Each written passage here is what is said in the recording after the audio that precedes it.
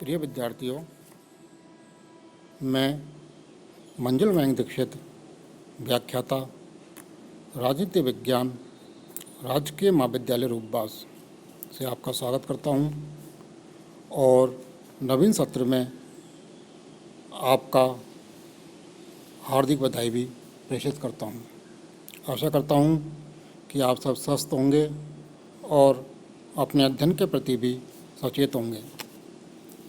जैसा कि आपको पता है कि आप सब अब फर्स्ट ईयर क्लास से सेकेंड ईयर क्लास में प्रमोट हो चुके हैं, इसलिए अब हमें सेकेंड ईयर क्लास का अध्ययन करना है और राजनीति विज्ञान के सेकेंड ईयर क्लास के पाठ्यक्रम का भी अध्ययन करना चाहिए। मैं आपको आज इस क्लास में राजनीति विज्ञान के सेकेंड ईयर के पाठ्यक्रम या सिलेबस के बारे में समझाना चाहूँगा। आशा करता हूँ कि आप सब इसको ध्यान से सुनने का और समझने का प्रयास करना चाहेंगे। हमारे यहाँ राजनीति विज्ञान में 2 पेपर चलते हैं। पहला पेपर या प्रथम पेपर, जिसका नाम प्रमुख राजनीतिक व्यवस्थाएं या प्रतिनिधि राजनीतिक व्यवस्थाएं हैं, उसके अंतर्गत 3 खंड यूनिट फर्स्ट, यूनिट सेकंड और यूनिट थर्ड होती है, या जिसे हम खंड क, खंड ख और खंड ग भी कह सकते हैं। यूनिट फर्स्ट के अंतर्गत हम ब्रिटेन का संविधान या ब्रिटेन की राजनीतिक व्यवस्थाओं का संचालन समझने का प्रयास करेंगे। यूनिट सेकंड या खंड ख के अंतर्गत हम संयुक्त राज्य अमेरिका की राजनीतिक व्यवस्थाओं को समझने का प्रयास करेंगे। और यूनिट थर्ड या खंड ग के अंतर्गत हम जनवादी गणराज्य चीन के संविधान, उसकी विशेषताएं, या कह सकते हैं कि जनवादी गणराज्य चीन की प्रमुख राजनीतिक व्यवस्थाओं का अध्ययन करेंगे। ये तो हमारा फर्स्ट पेपर था, जिसके अंतर्गत हम ब्रिटेन, अमेरिका और चीन की प्रमुख राजनीतिक व्यवस्थाओं का अध्ययन करने का प्रयास करेंगे। इसके बाद हम ध्यान देंगे पेपर सेकंड पर या द्वितीय प्रश्न पत्र पर। द्वितीय प्रश्न पत्र, जिसको हम भारतीय राजनीतिक व्यवस्था के नाम से जानते हैं, इसके अंतर्गत हम भारतीय राजनीतिक व्यवस्था का अध्ययन करने का प्रयास करेंगे। इसके भी 3 खंड हैं, यूनिट फर्स्ट या खंड क, यूनिट सेकंड या खंड ख और यूनिट थर्ड या खंड ग।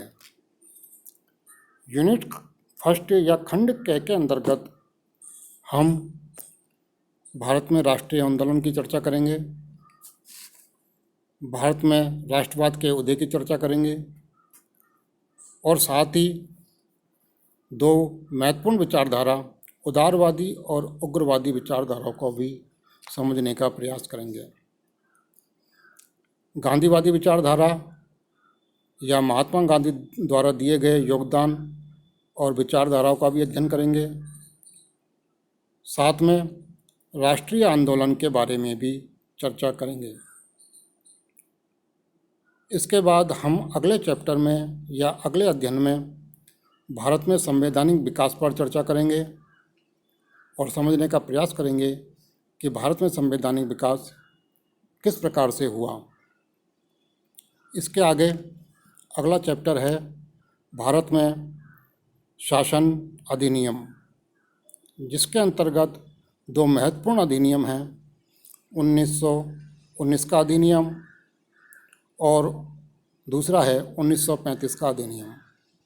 1919 के अधिनियम को हम द्वैध शासन के विशेष संदर्भ में समझने का प्रयास करेंगे और 1935 के अधिनियम को हम प्रांतीय स्वायत्तता के विशिष्ट संदर्भ में समझने का प्रयास करेंगे। ये तो है आपका यूनिट फर्स्ट या खंड क। आगे हम यूनिट सेकंड के या खंड क के सिलेबस पर चर्चा करेंगे, जिसके अंतर्गत हम आपको सर्वप्रथम संविधान की प्रस्तावना पर चर्चा करेंगे और संविधान की प्रस्तावना का महत्व समझाने का प्रयास करेंगे। इसके बाद संघीय व्यवस्था, संघीय व्यवस्था के बाद मौलिक अधिकार किसे कहते हैं, मौलिक अधिकारों की विशेषताओं का अध्ययन करेंगे और भारत के संविधान ने भारत के नागरिकों को कौन कौन से मौलिक अधिकार प्रदान किए हैं, इस पर चर्चा करेंगे। इसके बाद राज्य के नीति निर्देशक तत्व क्या होते हैं, इनकी परिभाषा क्या होती है और इनकी विशेषताएं क्या होती है, इस पर हम विशद चर्चा करेंगे। इसके बाद हम संघीय कार्यपालिका में राष्ट्रपति पर चर्चा करेंगे, राष्ट्रपति की शक्तियां का अध्ययन करेंगे तथा साथ में राष्ट्रपति की विशेष शक्तियों का भी वर्णन करेंगे। साथ में प्रधानमंत्री और मंत्रिमंडल या मंत्रिपरिषद पर भी चर्चा करेंगे। प्रधानमंत्री की शक्तियां, कार्य पर चर्चा करेंगे और मंत्रिमंडल के कार्य और शक्तियों पर चर्चा करेंगे। इसके बाद हम संघीय संसद पर आएंगे और संघीय संसद के दोनों सदनों, उच्च सदन और निम्न सदन या कह सकते हैं राज्यसभा और लोकसभा पर चर्चा करने का प्रयास करेंगे। इसके बाद सबसे महत्वपूर्ण और सबसे अच्छा चैप्टर उच्चतम न्यायालय पर हम चर्चा करेंगे।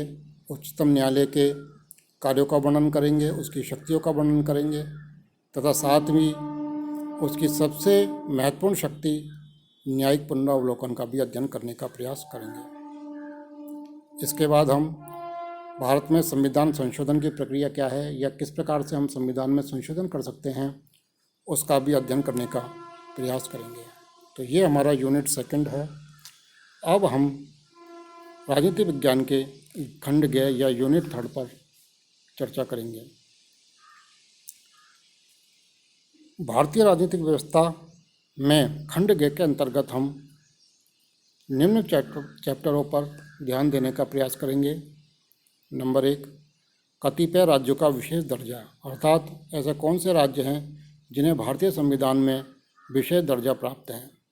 उसके बाद हम भारत में पंथ निरपेक्षता की प्रकृति का अध्ययन करेंगे और समझने की कोशिश करेंगे कि पंथ निरपेक्षता का क्या महत्व है तथा साथ में भारतीय राजनीतिक व्यवस्था के सम्मुख आने वाली प्रमुख चुनौतियों या संकट जैसे क्षेत्रवाद, जातिवाद, सांप्रदायिकता, नक्सलवाद और आतंकवाद जैसी विभिन्न समस्याओं का अध्ययन करेंगे और समझने का प्रयास करेंगे कि ये भारतीय राजनीतिक व्यवस्था के सम्मुख किस प्रकार से चुनौती पैदा करती हैं और इन चुनौतियों से सफलतापूर्वक